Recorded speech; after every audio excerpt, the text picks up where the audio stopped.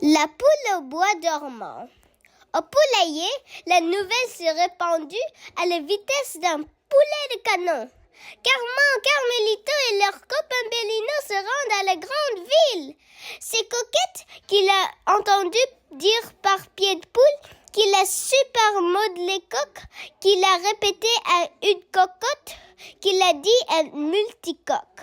Waouh, la chance! Soupirent d'envie les autres petites poules.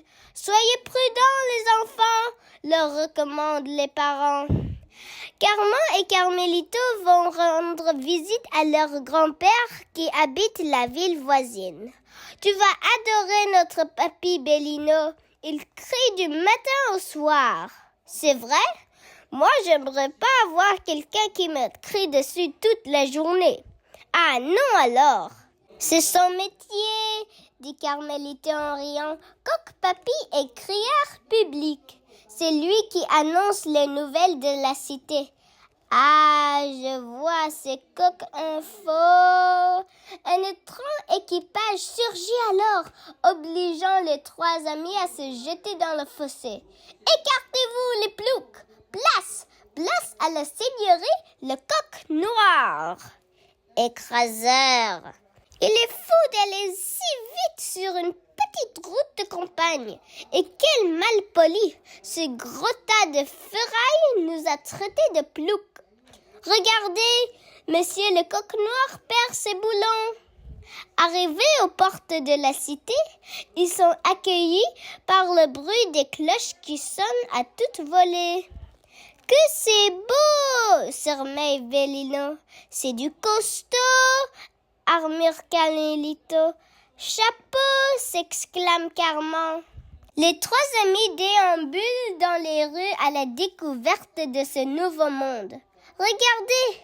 À la peau de mouton, marchand de parchemin. Et là, l'auberge aux moutons grillés. Au secours, je vais retourner au poulailler. Écartez-vous les croquants, laissez passer le grand pain d'or et sa boîte. Une fois encore, les trois amis sont surpris par les manières peu courtoises des habitants de la ville. Soudain, Carmen entend une voix qu'elle reconnaît entre mille. C'est Coq Papy! Oyez, gentes dames, gentils messieurs, riches aux yeux, demain est un grand jour.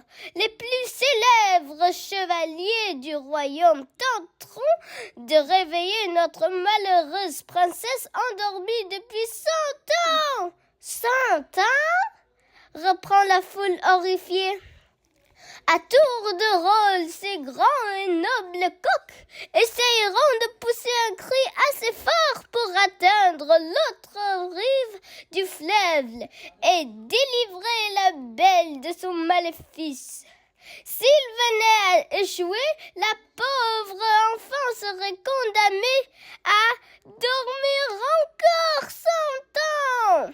Venez nombreux pour assister à ce tournoi de légende et faire un triomphe au futur héros demain, mettre fin à ce odieux sortilège.